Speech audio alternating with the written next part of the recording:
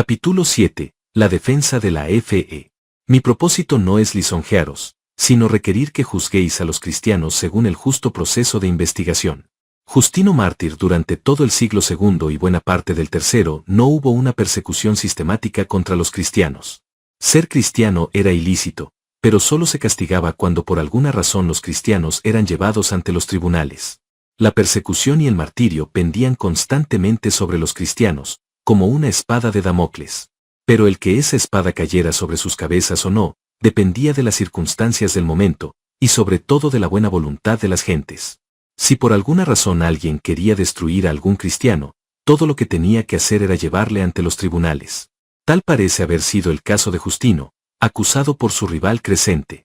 En otras ocasiones, como en el martirio de los cristianos de León y Viena, era el populacho el que, instigado por toda clase de rumores acerca de los cristianos, exigía que se les prendiera y castigara. En tales circunstancias, los cristianos se veían en la necesidad de hacer cuanto estuviera a su alcance por disipar los rumores y las falsas acusaciones que circulaban acerca de sus creencias y de sus prácticas.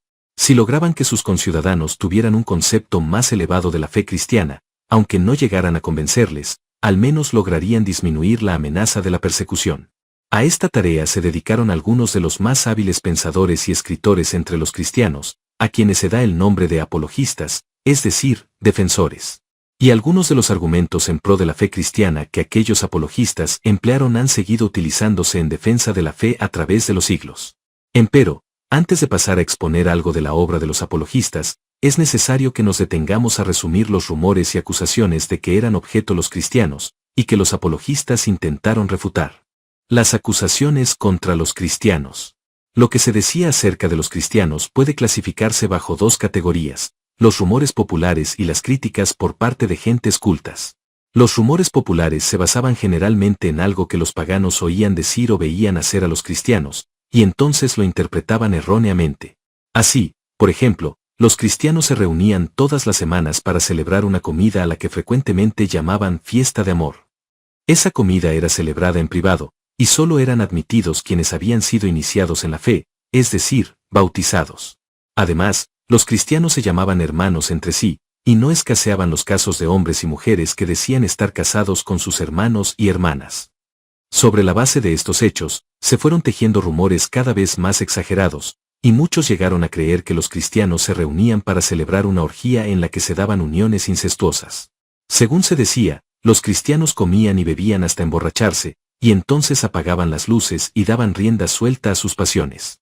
El resultado era que muchos se unían sexualmente a sus parientes más cercanos. También sobre la base de la comunión surgió otro rumor. Puesto que los cristianos hablaban de comer la carne de Cristo, y puesto que también hablaban del niño que había nacido en un pesebre, algunos entre los paganos llegaron a creer que lo que los cristianos hacían era que escondían un niño recién nacido dentro de un pan, y lo colocaban ante una persona que deseaba hacerse cristiana. Los cristianos entonces le ordenaban al neófito que cortara el pan, y luego devoraban el cuerpo, todavía palpitante del niño. El neófito, que se había hecho partícipe de tal crimen, quedaba así comprometido a guardar el secreto. Otra extraña opinión que algunos sostenían era que los cristianos adoraban a un asno crucificado. Desde algún tiempo antes, se había dicho que los judíos adoraban a un asno. Ahora comenzó a transferirse esa opinión a los cristianos, a quienes se hacía entonces objeto de burla. Todas estas ideas, y otras muchas, que circulaban acerca de los cristianos eran a todas luces falsas, y para refutarlas los cristianos no tenían más que señalar hacia su propia vida y conducta, cuyos principios eran mucho más estrictos que los de los paganos. Pero había otras acusaciones que se hacían contra los cristianos, no ya por el vulgo mal informado, sino por personas cultas, muchas de las cuales conocían algo de las doctrinas cristianas. Bajo diversas formas, todas estas acusaciones podían resumirse en una. Los cristianos eran gentes ignorantes cuyas doctrinas, predicadas bajo un barniz de sabiduría, eran en realidad necias y contradictorias. Por lo general, esta era la actitud que adoptaban los paganos cultos y de buena posición social, para quienes los cristianos eran una gentuza despreciable. En época de Marco Aurelio, un autor erudito de quien solo sabemos que se llamaba Celso compuso contra los cristianos un tratado que llamó La Palabra Verdadera. Allí Celso expresa el sentimiento de quienes, como él, se consideraban sabios y refinados. En algunas casas privadas nos encontramos con gente que trabaja con lana y con trapos, y a zapateros, es decir, a las gentes más incultas e ignorantes. Delante de los jefes de familia, esta gente no se atreve a decir palabra.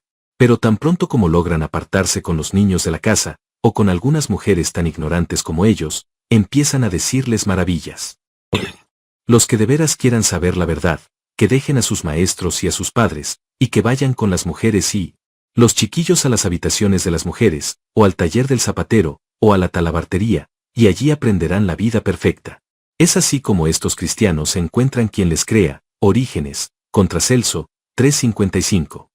Por la misma época, Cornelio Frontón, que había sido maestro de Marco Aurelio, compuso otro ataque contra los cristianos que desafortunadamente se ha perdido. Sin embargo, es posible que el autor cristiano Minucio Félix esté citando la obra de Frontón al poner en labios de un pagano las siguientes palabras: si os queda un ápice de sabiduría o de vergüenza, dejad de investigar lo que sucede en las regiones celestiales, y los destinos y secretos del mundo.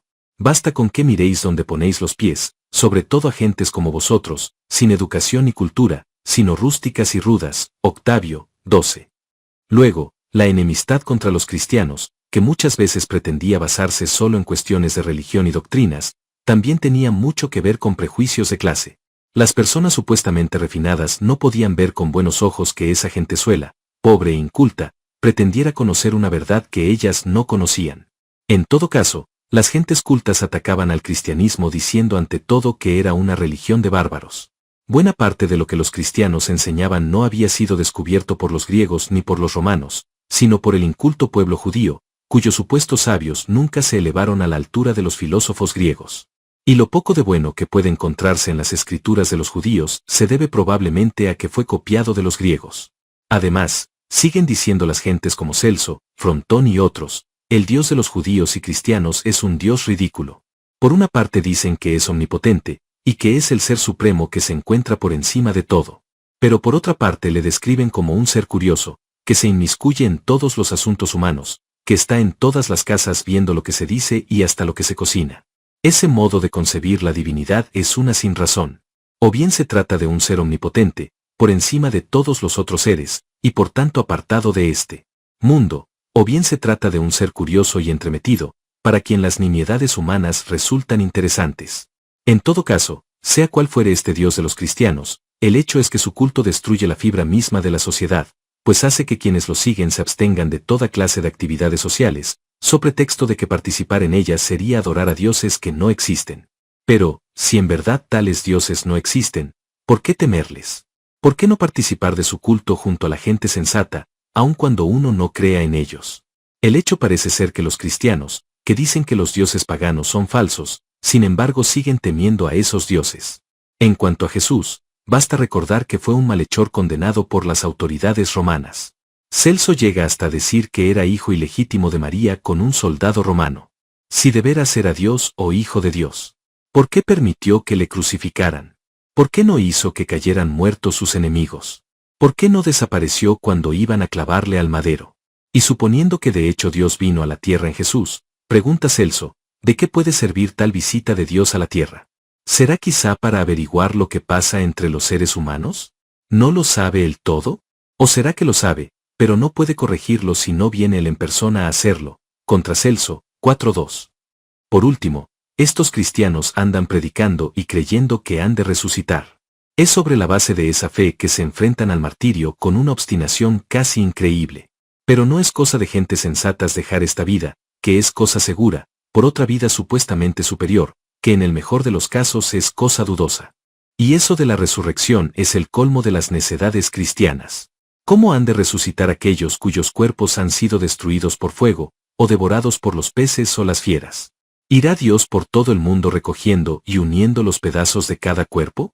¿Cómo se las arreglará Dios, en el caso de aquellas porciones de materia que han pertenecido primero a un cuerpo, y después a otro? ¿Se las adjudicará a su primer dueño? En tal caso, ¿quedará un hueco en el cuerpo resucitado del dueño posterior? Como vemos, todas estas observaciones, comentarios y preguntas se dirigían al corazón mismo de la fe cristiana. No se trataba ya de rumores infundados acerca de orgías incestuosas, ni de prácticas de canibalismo, sino que se trataba más bien de las doctrinas mismas del cristianismo. A tales burlas y ataques no se podía responder con una mera negación. Era necesario más bien ofrecer argumentos sólidos que respondiesen a las objeciones que se planteaban. Tal fue la obra de los apologistas. Los principales apologistas. La tarea de defender la fe ante esta clase de ataques produjo algunas de las más notables obras teológicas del siglo II. Y aún en el tercero y el cuarto no faltaron quienes continuaron esa tradición. Desde nuestra perspectiva, sin embargo, los autores que nos interesan por el momento son los que primero se enfrentaron a esta tarea, es decir, los que escribieron durante el siglo II y los primeros años del tercero. Posiblemente una de las más antiguas apologías que han llegado a nuestros días es el Discurso Diogneto, cuyo autor anónimo, quizá Cuadrato, parece haber vivido a principios del siglo II. Poco después, antes del año 138, Arístides compuso otra apología que parecía haberse perdido, pero que ha sido descubierta en fecha reciente. Pero el más famoso de los apologistas fue Justino Mártir, a cuyo martirio nos hemos referido en el capítulo anterior. Justino había seguido una larga peregrinación espiritual, yendo de doctrina en doctrina, hasta que se convenció de que el cristianismo era la verdadera filosofía. De él se conservan 3 obras, 2 apologías y el diálogo con Trifón, que consiste en una discusión con un rabino judío. Un discípulo de Justino, Tasiano, compuso otra apología bajo el título de Discurso a los griegos. Por la misma época, Atenágoras escribió una defensa de los cristianos y otro tratado sobre la resurrección de los muertos. Alrededor del año 180, el obispo de Antioquía, Teófilo, escribió 3 libros autólico, que trataban sobre la doctrina cristiana de Dios, la interpretación de las Escrituras, y la vida cristiana, tratando de refutar las objeciones de los paganos sobre cada uno de estos puntos. Todas las obras mencionadas en el párrafo anterior fueron escritas en griego, y en el siglo II. En el siglo III, el gran maestro alejandrino, Orígenes, escribió una refutación contra Celso, que hemos citado más arriba, y que fue también escrita en griego. En lengua latina, los últimos años del siglo II y los primeros del tercero nos han dejado 2 escritos apologéticos, parecidos entre sí, y sobre los cuales los eruditos no concuerdan acerca de cuál fue escrito primero. La Apología de Tertuliano y el Octavio de Minucio Félix, que también hemos citado más arriba. Todas estas obras son importantes porque es casi exclusivamente a través de ellas que conocemos los rumores y críticas de que los cristianos eran objeto, y también porque en ellas vemos a la Iglesia enfrentándose por primera vez a la tarea de responder a la cultura que le rodea. Fe cristiana y cultura pagana. Puesto que se les acusaba de ser gente bárbara e inculta, los cristianos del siglo II se vieron obligados a discutir la cuestión de las relaciones entre su fe y la cultura pagana. Naturalmente, dentro de la Iglesia todos concordaban en que todo aquello que se relacionara con el culto de los dioses debía ser rechazado. Por esta razón los cristianos no participaban de muchas ceremonias civiles, en las cuales se ofrecían sacrificios y juramentos a los dioses. También les estaba prohibido a los cristianos ser soldados, en parte porque podían verse obligados a matar a alguien, y en parte porque a los soldados se les requería hacer juramentos y ofrecer sacrificios al César y a los dioses. De igual modo, había muchos cristianos que pensaban que las letras clásicas no debían estudiarse, pues en ellas se contaba toda suerte de superstición y hasta de inmoralidad acerca de los dioses.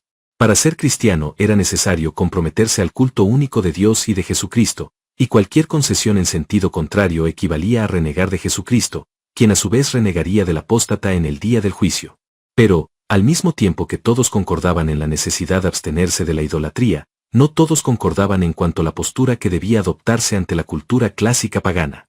Esa cultura incluía la obra y el pensamiento de sabios tales como Platón, Aristóteles y los estoicos, cuya sabiduría ha recibido la admiración de muchos hasta nuestros días. Rechazarla equivalía a rechazar mucho de lo mejor que el espíritu humano había producido. Aceptarla podría aparecer como una concesión al paganismo y como el comienzo de una nueva idolatría. Ante esta alternativa, los cristianos de los siglos II y III siguieron 2 caminos. Por una parte, algunos no veían sino una oposición radical entre la fe cristiana y la cultura pagana. Esta postura fue expresada a principios del siglo III por Tertuliano, en una frase que se ha hecho famosa. ¿Qué tiene que ver Atenas con Jerusalén? ¿O qué tiene que ver la academia con la Iglesia? Tertuliano escribió estas líneas porque, como veremos más adelante, en su tiempo circulaban muchas tergiversaciones del cristianismo, y él estaba convencido de que esas herejías se debían a que algunos habían tratado de combinar la fe cristiana con la filosofía pagana. Pero aún antes de que tales herejías constituyeran una preocupación fundamental para los cristianos, ya había quienes adoptaban una postura semejante frente a la cultura clásica. Quizá el mejor ejemplo de esto pueda verse en el discurso a los griegos que compuso Tasiano, el más famoso discípulo de Justino.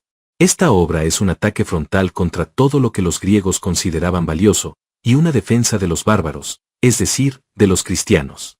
Los griegos llamaban bárbaros a todos los que no hablaban como ellos, y por tanto lo primero que Tasiano les echa en cara es que ellos mismos no se han puesto de acuerdo en cuanto a cómo ha de hablarse el griego, puesto que en cada región hablan de un modo distinto.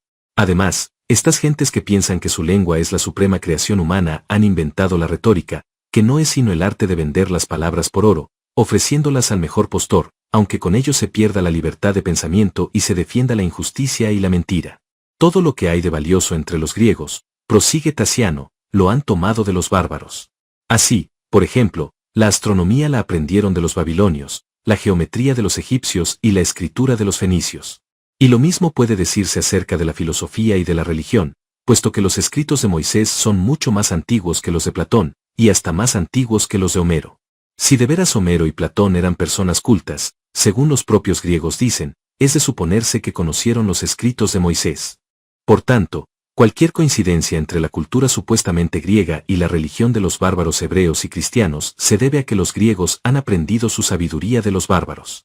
Pero en todo caso lo cierto es que los griegos, al leer la sabiduría de los bárbaros, no la entendieron, y por tanto adulteraron la verdad que los hebreos conocían. Por tanto, la supuesta sabiduría griega no es sino un pálido reflejo y una caricatura de la verdad que Moisés conoció y que los cristianos ahora predican. Si esto es cierto de lo mejor de la cultura pagana, podemos adivinar lo que Tasiano ha de decir acerca de los dioses de los griegos. Acerca de los dioses, Homero y los demás poetas griegos cuentan cosas dignas de vergüenza, pues entre ellos se practica la mentira, el adulterio, el incesto y el infanticidio. ¿Cómo entonces se nos ha de pedir que honremos a tales dioses, si son a todas luces inferiores a nosotros? Por último, añade Tasiano, no olvidemos que muchas de las esculturas que los griegos adoran son en realidad estatuas de mujerzuelas y prostitutas a quienes los escultores tomaron por modelos. Por tanto, los mismos griegos que critican a los cristianos por ser de baja clase social en realidad adoran a gentes de esa misma clase. Empero no todos los cristianos adoptaban esa postura totalmente negativa ante la cultura pagana. El más claro ejemplo de una actitud mucho más positiva hacia esa cultura lo tenemos en Justino, el maestro de Tasiano. Justino es sin lugar a dudas el más distinguido pensador cristiano de mediados del siglo II. Antes de hacerse cristiano, había estudiado las diversas filosofías que en su época se ofrecían como más acertadas, y había llegado por fin a la conclusión de que el cristianismo era la verdadera filosofía. Al convertirse al cristianismo, Justino no dejó de ser filósofo, sino que se dedicó a hacer filosofía cristiana, y buena parte de esa filosofía consistía en descubrir y explicar las relaciones entre el cristianismo y la sabiduría clásica. Por lo tanto, Justino no albergaba hacia esa filosofía los mismos sentimientos radicalmente negativos de su discípulo Tasiano. Esto no quiere decir, sin embargo, que Justino haya comprometido su fe, o que fuese un cristiano de escasa convicción, pues cuando le llegó el momento de testificar de Cristo ante las autoridades imperiales lo hizo con toda firmeza, y por tanto la posteridad le conoce con el honroso nombre de Justino mártir. Justino ve varios puntos de contacto entre el cristianismo y la filosofía pagana. Los mejores filósofos, por ejemplo, hablaron de un ser supremo que se encuentra por encima de todos los demás seres, y del cual todos derivan su existencia. Sócrates y Platón sabían que existe la vida allende la muerte física, y Sócrates mostró la fuerza de esa creencia en su muerte ejemplar. Platón también sabía que este mundo no agota toda la realidad, sino que hay otro mundo de realidades eternas. En todo esto, los filósofos tenían razón. Justino no está completamente de acuerdo con ellos, puesto que él sabe, por ejemplo, que el centro de la esperanza cristiana no es la inmortalidad del alma, sino la resurrección del cuerpo. Pero a pesar de esta y otras diferencias, hay en los filósofos atisbos de la verdad que no es posible explicar como una mera coincidencia. ¿Cómo explicar entonces este acuerdo parcial entre los filósofos y la fe cristiana? Justino lo explica acudiendo a la doctrina del logos. El término griego logos quiere decir tanto palabra como razón. Según los filósofos griegos, todo lo que nuestra mente alcanza a comprender lo alcanza porque de algún modo participa del logos o razón universal. Por ejemplo, si podemos comprender que 2 y 2 son 4, esto se debe a que tanto en nuestra mente como en el universo existe un logos, una razón u orden, según el cual 2 y 2 son 4. Ahora bien, lo que los cristianos creen es que en Jesucristo es el logos, y esta es la palabra que aparece en el prólogo del cuarto evangelio, se ha hecho carne. Lo que Juan 1:14 nos dice es que la razón fundamental del universo, el verbo o palabra, logos, de Dios, se ha hecho carne en Jesucristo. El propio Evangelio de Juan nos dice que este mismo verbo logos es la luz que alumbra a todo aquel que viene a este mundo. Esto quiere decir que Él es la fuente de todo conocimiento verdadero, aún antes de su encarnación.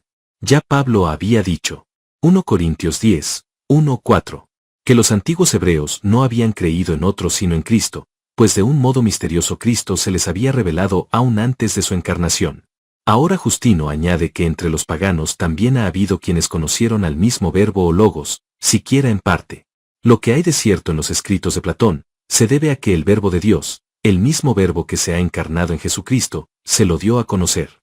Por lo tanto, en cierto sentido Sócrates, Platón y los demás sabios de la antigüedad eran cristianos, pues su sabiduría les venía de Cristo, aunque solo conocieron al verbo parcialmente, mientras que nosotros los cristianos le conocemos ahora tal cual Él es, en virtud de su encarnación y su vida entre nosotros. De este modo, Justino ha abierto el camino para que el cristianismo pueda reclamar cuanto de bueno puede encontrar en la cultura clásica, aun a pesar de haber sido una cultura pagana. Siguiendo su inspiración, pronto hubo otros cristianos que se dedicaron a construir puentes entre su fe y la cultura de la antigüedad. Empero su obra, y los peligros que acarreó, corresponde a otro capítulo de esta historia. Los argumentos de los apologistas.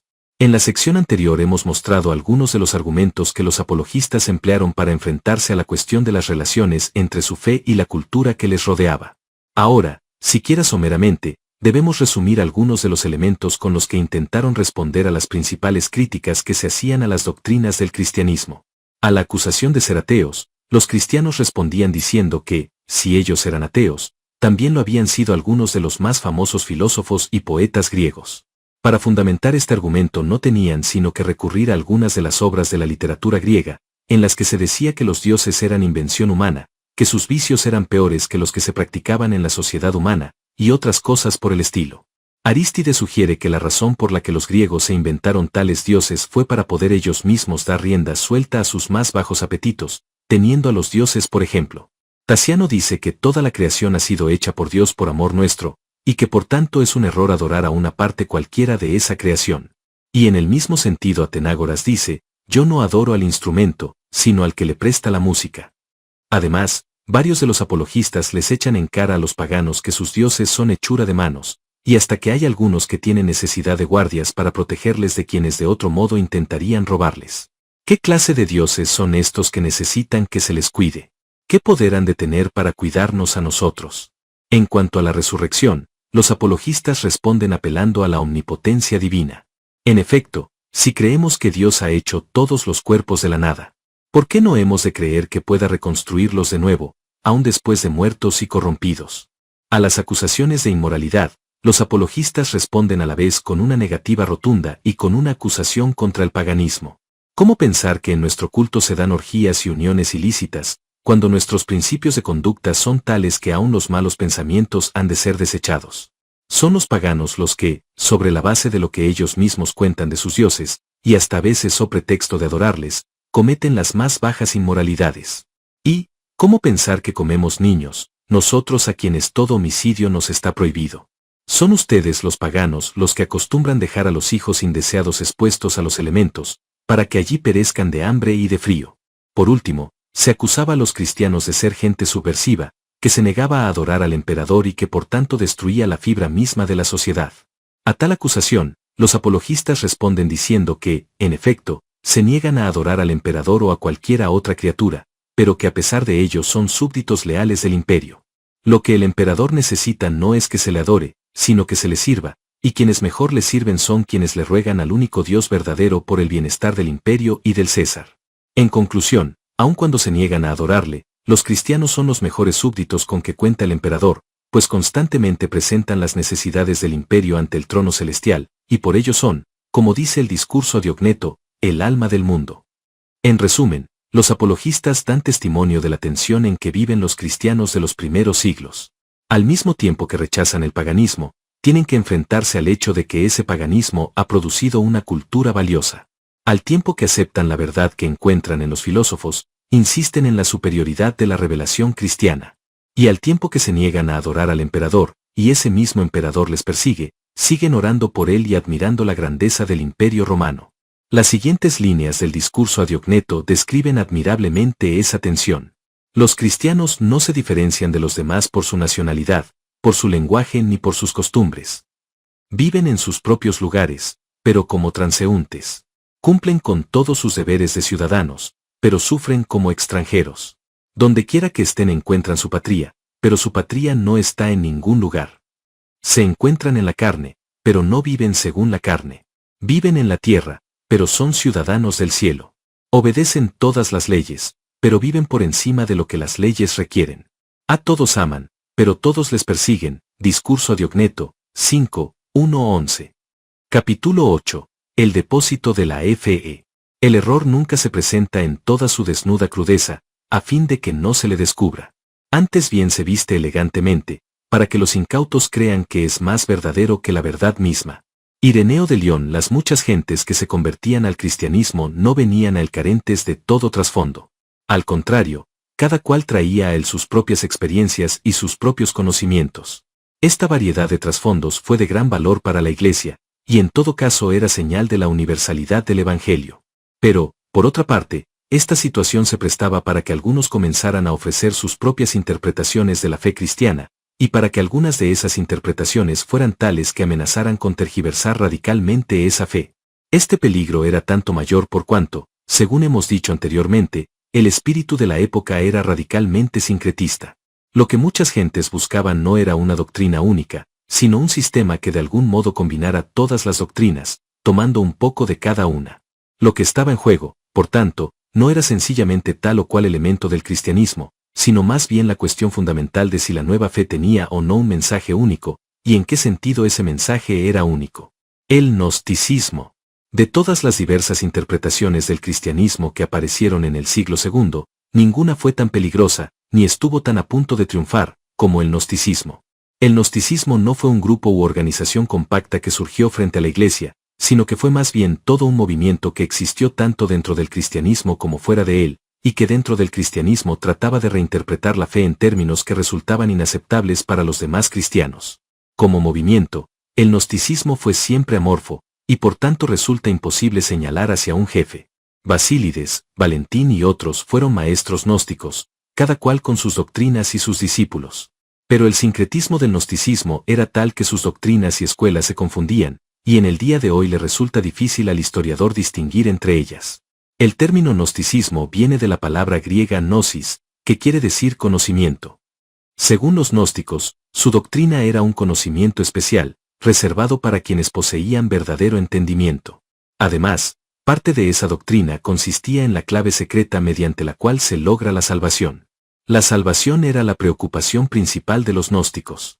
Sobre la base de muchas doctrinas que circulaban en esa época, los gnósticos creían que todo lo que fuese materia era necesariamente malo. El ser humano, según ellos, es un espíritu eterno que de algún modo ha quedado encarcelado en este cuerpo. Puesto que el cuerpo es cárcel del espíritu, y puesto que nos oculta nuestra verdadera naturaleza, el cuerpo es malo. El propósito último del gnóstico es entonces escapar de este cuerpo y de este mundo material en el que estamos exiliados. La imagen del exilio es fundamental para el gnosticismo. Este mundo no es nuestro verdadero hogar. Aún más, este mundo, al igual que el cuerpo, es material, y no es sino una cárcel para el espíritu y un obstáculo para la salvación. ¿Cómo explicar entonces el origen del mundo y del cuerpo? Los gnósticos afirman que originalmente toda la realidad era espiritual.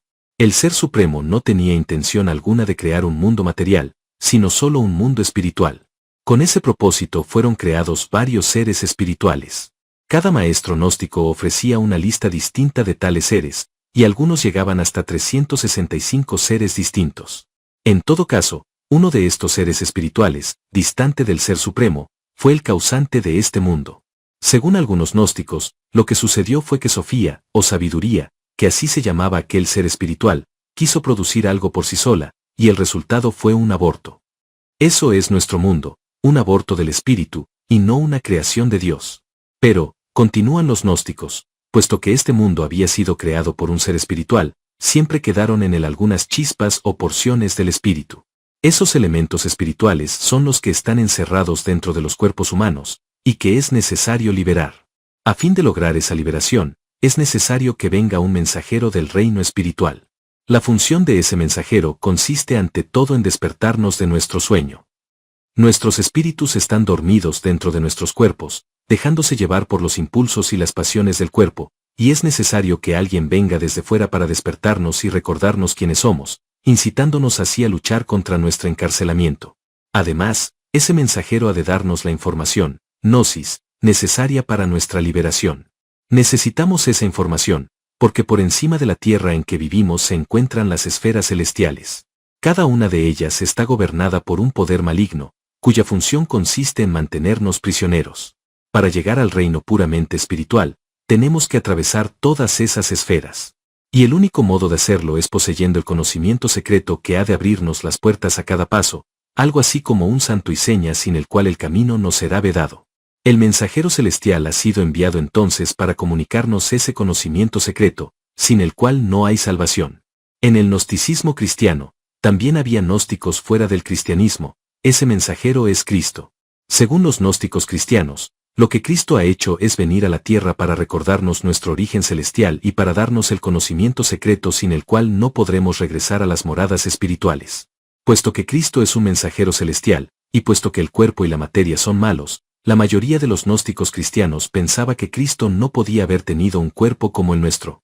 Algunos decían que su cuerpo era pura apariencia, una especie de fantasma que parecía ser cuerpo físico por medios milagrosos. Otros decían que Jesús sí tenía cuerpo, pero que ese cuerpo estaba hecho de una materia espiritual distinta de nuestros cuerpos. La mayoría negaba el nacimiento de Jesús, pues tal nacimiento le habría colocado bajo el poder de este mundo material. Todas estas doctrinas acerca del Salvador reciben el nombre de docetismo, de una palabra griega que quiere decir aparecer, pues lo que estas doctrinas implicaban, de un modo u otro, era que el cuerpo de Jesús era una apariencia. Según los gnósticos, no todos los seres humanos tienen espíritu. Algunos no son sino seres carnales que por tanto están irremisiblemente condenados a la destrucción cuando este mundo físico sea destruido. En cuanto a los espíritus encarcelados dentro de los espirituales, a la larga han de salvarse, porque su naturaleza es espiritual y necesariamente han de volver al reino del espíritu. En el entretanto, ¿cómo hemos de vivir aquí en esta vida? Ante esta pregunta, los gnósticos respondían de dos modos distintos. La mayoría decía que, puesto que el cuerpo es la cárcel del espíritu, lo que hay que hacer es castigar el cuerpo, para debilitar su poder sobre el espíritu, y para que sus pasiones no nos arrastren.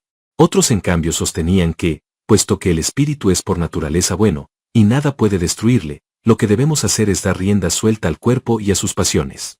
En consecuencia, mientras algunos gnósticos abogaban por un ascetismo extremo, otros practicaban el libertinaje. Durante todo el siglo II, el gnosticismo fue una amenaza seria para el cristianismo. Los principales dirigentes de la Iglesia se le opusieron tenazmente, porque veían en él una negación de varias de las principales doctrinas cristianas, la creación, la encarnación, la resurrección, etc.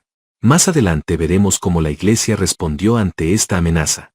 Pero antes debemos prestar nuestra atención a otro maestro cuyas enseñanzas, parecidas al gnosticismo, constituyeron también una amenaza para el depósito de la fe. Marción. Marción era hijo del obispo de Sinope, en la región del Ponto. Allí había conocido la fe cristiana. Pero al mismo tiempo Marción parece haber sentido dos fuertes antipatías, contra este mundo material y contra el judaísmo. Por lo tanto, su doctrina combina estos dos elementos. Hacia el año 144, Marción fue a Roma, donde logró varios seguidores. Pero a la larga el resto de los cristianos decidió que sus enseñanzas contradecían la fe, y Marción creó su propia iglesia, que perduró por varios siglos. Como ya hemos dicho, Marción pensaba que este mundo era malo, y que por tanto su creador debía ser un dios, si no malo, al menos ignorante. En lugar de inventar toda una serie de seres espirituales, al estilo de los gnósticos, lo que Marción propuso era mucho más sencillo. Según él, el Dios del Nuevo Testamento y Padre de Jesucristo no es el mismo Jehová del Antiguo Testamento. Hay un Dios supremo, que es el Padre de Jesucristo, y un ser inferior, que es Jehová. Fue Jehová quien hizo este mundo. El propósito del Padre no era que hubiera un mundo como este, con todas sus imperfecciones, sino que hubiera un mundo puramente espiritual. Pero Jehová, o bien por ignorancia o bien por maldad, hizo este mundo, y en él colocó a la humanidad. Esto quiere decir que el Antiguo Testamento es palabra de Dios, pero no del Dios supremo, sino de ese ser inferior llamado Jehová.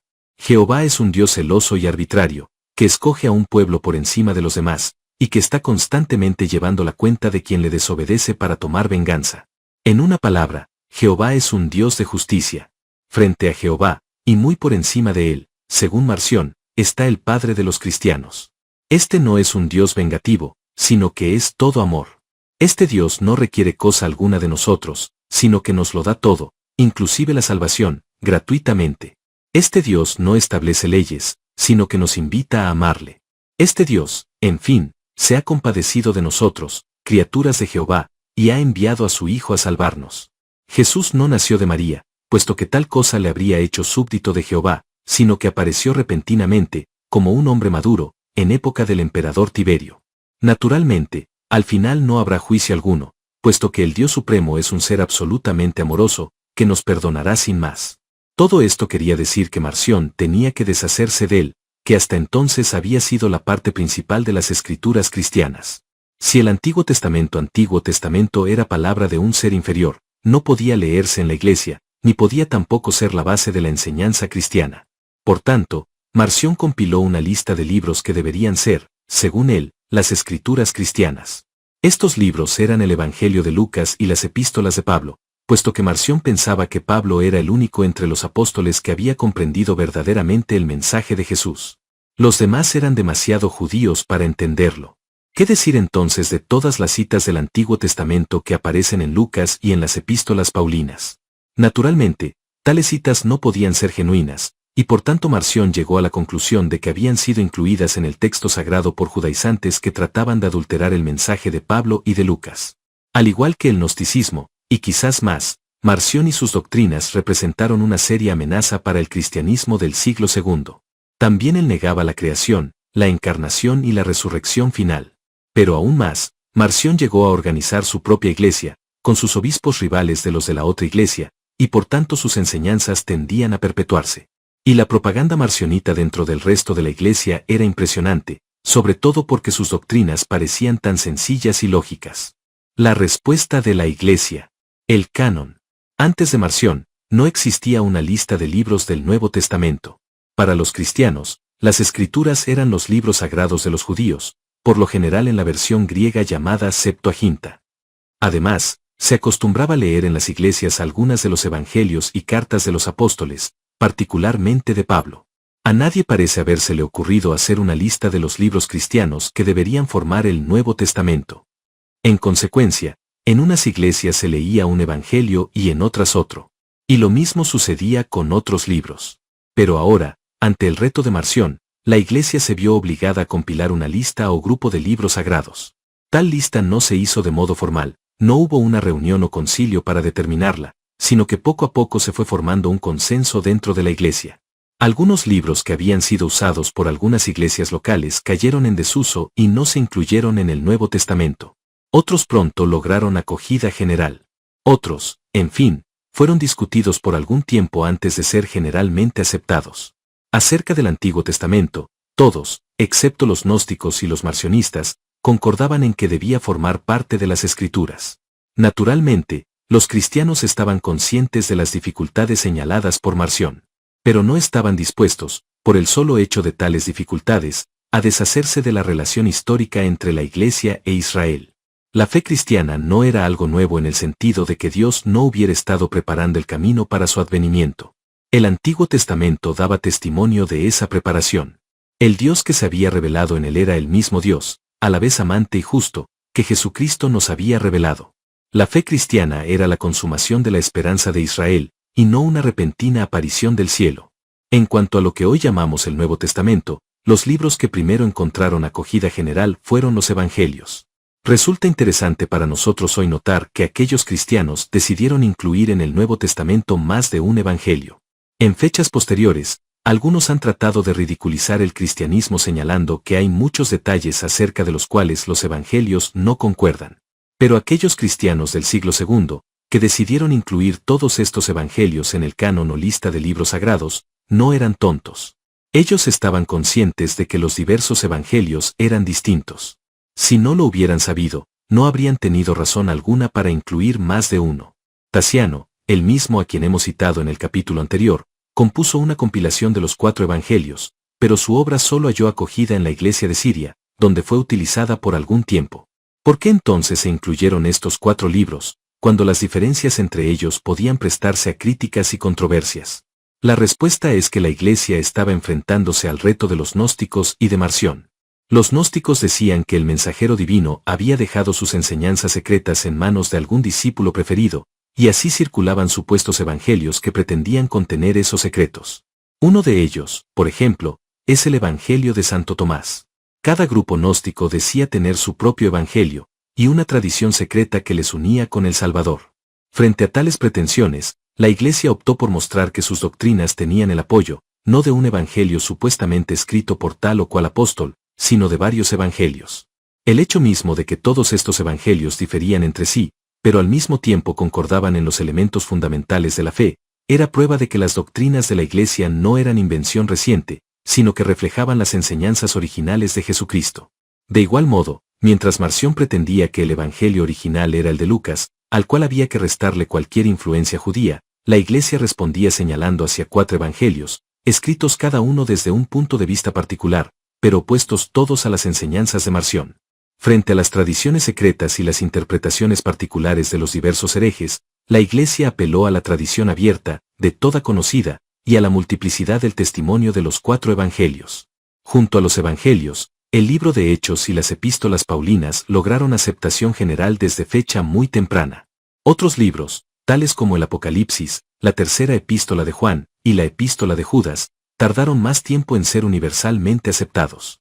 Pero ya a fines del siglo II la mayor parte del Nuevo Testamento había venido a formar parte de las escrituras de todas las iglesias cristianas. Los 4 evangelios, Hechos y las epístolas paulinas. La respuesta de la Iglesia. El credo. Otro de los modos en que la Iglesia respondió al reto de los gnósticos y de Marción fue la formulación de lo que nosotros hoy llamamos el credo de los apóstoles. Aunque más tarde aparecieron leyendas y tradiciones en el sentido de que este credo había sido compuesto por los apóstoles al comenzar la misión a los gentiles, el hecho es que los orígenes del credo no se remontan más allá de mediados del siglo II. Fue probablemente en Roma que primero apareció la fórmula que, tras alguna elaboración, vino a ser nuestro credo. En esa época se le llamaba símbolo de la fe. La palabra símbolo no tenía entonces el sentido que tiene para nosotros, sino que se refería más bien a un medio de reconocimiento. Por ejemplo, si 2 generales iban a separarse, tomaban una pieza de barro, la quebraban, y cada uno de ellos llevaba consigo un pedazo. Si más tarde uno de los generales quería enviarle un mensaje a su colega, le daba su pedazo de barro al mensajero, que entonces podía identificarse porque su pedazo de barro encajaba perfectamente con el que tenía el otro general. A tales medios de reconocimiento se daba el nombre de símbolos. Luego, el símbolo de la fe era un medio para reconocer a aquellos cristianos que sostenían la verdadera fe, en medio de todo el maremagno de doctrinas que pretendían ser verdaderas. Uno de los principales usos del símbolo era en el bautismo, cuando se le hacían al candidato 3 preguntas, en las que encontramos, en forma interrogatorio, palabras que nos recuerdan nuestro credo de hoy. ¿Crees en Dios Padre Todopoderoso? ¿Crees en Cristo Jesús, el Hijo de Dios, que nació del Espíritu Santo y de María la Virgen, que fue crucificado bajo Poncio Pilato, y murió, y se levantó de nuevo al tercer día, vivo de entre los muertos, y ascendió al cielo, y se sentó a la diestra del Padre, y vendrá a juzgar a los vivos y los muertos? ¿Crees en el Espíritu Santo, la Santa Iglesia, y la resurrección de la carne? Al leer estas palabras, 2 cosas resultan claras.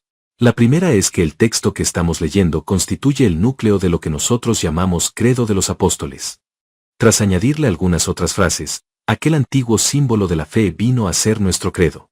La otra cosa que resulta clara es que este credo ha sido formado sobre la base de la fórmula trinitaria que se empleaba en el bautismo. Puesto que el candidato era bautizado en el nombre del Padre, del Hijo y del Espíritu Santo, se procedía ahora, para probar su ortodoxia, a hacerle una serie de preguntas acerca de su fe en el Padre, el Hijo y el Espíritu Santo. Pero si estudiamos más detenidamente el contenido de este credo nos percataremos de que sus palabras llevan el propósito de rechazar las doctrinas de los gnósticos, y sobre todo, de Marción.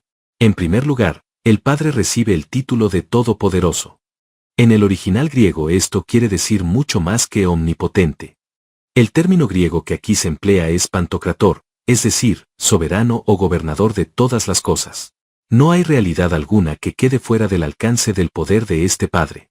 No se trata, como pretenden Marción y los gnósticos, de que haya dos realidades, una espiritual que sirve a Dios, y otra material que se le opone. Este mundo, con toda su materialidad, es parte de la creación que Dios gobierna. Y lo mismo ha de decirse acerca de nuestros cuerpos. Si bien sobre el Padre solo se dice que es todopoderoso, acerca del Hijo se dice mucho más. Esto se debe a que era precisamente en su cristología que los gnósticos y Marción contrastaban más radicalmente con la doctrina de la Iglesia. Lo primero que el antiguo símbolo de la fe nos dice acerca de Cristo Jesús es que es Hijo de Dios. Otras versiones antiguas dicen su Hijo, como nuestro credo actual. En todo caso, lo que se está subrayando aquí es que Jesucristo es Hijo, no de otro Dios, sino del mismo Padre Todopoderoso a que se refiere la primera cláusula. El nacimiento de María la Virgen no está allí para subrayar el nacimiento virginal, aunque, naturalmente, tal nacimiento se incluye, sino más bien para asegurar el hecho de que Jesús nació, y no descendió del cielo ni apareció repentinamente como un hombre ya maduro, según pretendían varios de los herejes. De igual modo, la referencia a Poncio Pilato no tiene el propósito de culpar al procurador romano por la crucifixión, sino más bien de darle una fecha concreta a lo que se está diciendo. Para algunos de los gnósticos, Jesús no era un ser histórico, sino un mito o alegoría universal. Por esa razón el credo le pone fecha a la crucifixión, bajo Poncio Pilato. De igual modo, para refutar el docetismo de los herejes, el credo subraya que Jesús fue crucificado. Y murió, y se levantó de nuevo al tercer día, vivo de entre los muertos, y ascendió al cielo, y se sentó a la diestra del Padre. Por último, refiriéndose todavía a Jesucristo, el credo afirma que vendrá a juzgar. Aquí tenemos otra afirmación antimarcionita, puesto que Marción decía que el Dios y Padre de Jesucristo era un ser totalmente amoroso, que no juzgaba ni condenaba. En la cláusula referente al Espíritu Santo, aparecen dos frases, ambas dirigidas contra los herejes. La primera es la Santa Iglesia. Como veremos en la próxima sección de este capítulo, la amenaza de las herejías llevó a la Iglesia a subrayar su autoridad cada vez más. La Iglesia era la que había recibido el depósito de la fe. La segunda frase es la resurrección de la carne. Según hemos dicho más arriba, muchos de los herejes pretendían que el cuerpo y todas las cosas físicas eran malos. Frente a tales opiniones, el antiguo credo romano, y también el nuestro, afirma que la esperanza cristiana no consiste en una vida puramente espiritual, sino que incluye la resurrección del cuerpo. En resumen, el origen de nuestro credo se halla en las luchas contra las herejías que tuvieron lugar a mediados del siglo II. Naturalmente, el antiguo símbolo de la fe que hemos citado más arriba no es exactamente igual a nuestro credo de los apóstoles, pues a través de los siglos fueron añadiéndosele otras frases, hasta llegar a tener su forma presente. Pero la discusión del desarrollo posterior del credo nos llevaría fuera de los límites cronológicos del presente capítulo. La respuesta de la Iglesia, la sucesión apostólica. En última instancia, sin embargo, el debate con los herejes se centraba en la cuestión de la autoridad de la Iglesia. Esto no se debía sencillamente a que fuera necesario que alguien decidiera quién tenía razón, sino que se debía más bien al carácter mismo de lo que se debatía. Los herejes decían que las verdaderas enseñanzas de Jesús habían sido pasadas a través de algún apóstol, y que ellos eran los verdaderos depositarios de esas enseñanzas. En el caso de los gnósticos, se trataba de una supuesta tradición secreta. Según ellos, Jesús le había enseñado la verdadera gnosis a tal o cual apóstol, y éste a su vez se la había hecho llegar a los gnósticos. En el caso de Marción, se trataba de los escritos de Pablo, en los cuales, después de expurgar toda referencia positiva al judaísmo, Marción creía encontrar el evangelio original. Frente a los gnósticos y a Marción, el resto de la Iglesia decía poseer el evangelio original y las enseñanzas verdaderas de Jesús. Por tanto, lo que se debatía era en cierto sentido la autoridad de la Iglesia frente a las pretensiones de los herejes. En tales circunstancias, el argumento de la sucesión apostólica cobró especial importancia. Lo que este argumento decía era sencillamente que, si Jesús tenía alguna enseñanza secreta que comunicarles a sus discípulos, lo más lógico sería suponer que les confiaría tal enseñanza a los mismos apóstoles a quienes les confió la dirección de la Iglesia. Y, si tales apóstoles a su vez habían recibido algún secreto, sería de esperarse que se lo transmitirían, no a algún extraño, sino a las mismas personas a quienes confiaron la dirección de las iglesias que iban fundando. Por tanto, si hubiera tal enseñanza secreta, esa enseñanza no se encontraría sino entre los discípulos directos de los apóstoles y sus sucesores. Pero el hecho es que los jefes de las iglesias que en el día de hoy, es decir, en el siglo II, pueden reclamar esa sucesión apostólica niegan unánimemente que haya habido tales enseñanzas secretas. Por tanto, Todo lo que pretenden los herejes al decir que poseen una tradición secreta que es superior a la de la Iglesia, es falso. A fin de darle fuerza a este argumento, era necesario mostrar que los actuales obispos de las iglesias eran sucesores de los apóstoles. Esto no era del todo difícil, por cuanto en varias de las más antiguas iglesias existían listas de obispos que servían para unir el presente con el pasado apostólico. Roma, Antioquía, Efeso y otras sedes episcopales poseían tales listas. Los historiadores dudan hoy acerca de la exactitud de los datos que esas listas nos dan, pues al parecer en algunas iglesias, Roma entre ellas, no hubo al principio obispos en el sentido moderno, sino que hubo un grupo de varios oficiales que recibían unas veces el título de obispos y otras el de ancianos. Pero en todo caso, sea a través de obispos o de otra clase de oficiales, el hecho es que la iglesia del siglo II podía mostrar su conexión con los apóstoles. ¿Qué entonces de aquellas iglesias fundadas después del tiempo de los apóstoles y que no podían reclamar para sí la misma sucesión? ¿No eran apostólicas? Sí lo eran, pues no se trataba aquí de que todas las iglesias pudieran mostrar su conexión directa con los apóstoles, sino que se trataba más bien de que todas concordaran en la fe, y que pudieran juntamente mostrar que esa fe les había sido enseñada por los apóstoles. En fechas posteriores, la idea de la sucesión apostólica fue llevada mucho más lejos, y se llegó a pensar que la ordenación de los ministros solo era válida si tales ministros eran ordenados por obispos que poseían la sucesión apostólica, es decir, que de algún modo podían mostrar una línea ininterrumpida que se remontara hasta el tiempo de los apóstoles. Pero en el siglo II no se trataba de esto, sino solo de la unidad de doctrina. De hecho, la mayoría de las iglesias no podía reclamar para sí origen apostólico, pues había aparecido en lugares a donde el cristianismo había llegado por medios desconocidos. A la larga, algunas de las iglesias en las ciudades más importantes, como Alejandría y Constantinopla, inventaron sus propias leyendas acerca de sus orígenes apostólicos. Pero por lo pronto lo importante era sencillamente que todas las iglesias concordasen, frente a los gnósticos y a Marción, en lo esencial de la fe, y que varias de ellas pudieran mostrar que su propia doctrina era la que los apóstoles les habían enseñado. Por otra parte, si vemos el origen de la idea de la sucesión apostólica dentro de su propio contexto, veremos que no se trataba de limitar o circunscribir el derecho a pensar o a enseñar. Frente a los herejes que decían tener una doctrina secreta que solo ellos conocían, la Iglesia señalaba hacia su doctrina, abiertamente enseñada por todos desde la época de los apóstoles. Y frente a las pretensiones de los herejes en el sentido de que sus enseñanzas se basaban sobre los secretos de tal o cual apóstol, la Iglesia apelaba a la doctrina universal de todos los apóstoles. La Iglesia Católica Antigua. Esto es lo que quería decir en sus orígenes la frase Iglesia Católica. La palabra católica quiere decir universal, pero también quiere decir según el todo. En ambos sentidos, frente a los herejes, la Iglesia del siglo II comenzó a darse el título de católica. Lo que esto quería decir era, en primer lugar, que se trataba de la Iglesia universal. No era, como en el caso de los gnósticos, algún pequeño grupo surgido en Roma o en Alejandría, que se limitaba a unos pocos lugares. Era la Iglesia que existía tanto en Roma como en Alejandría, Antioquía, Cartago, y aún allende los confines del imperio. Y, en lo esencial de su doctrina, esa Iglesia concordaba. Por otra parte, esa Iglesia era también católica por cuanto predicaba y enseñaba el Evangelio según el todo. Su visión no era parcial, como la de los gnósticos o la de Marción. Entre los gnósticos, algunos decían poseer el Evangelio de Santo Tomás, mientras que otros decían conocer los secretos revelados a Santiago o a alguno otro de los apóstoles. Marción creía que solo Pablo había interpretado el Evangelio correctamente. Frente a tales visiones parciales, la Iglesia opuso su visión católica, es decir, su visión según el todo.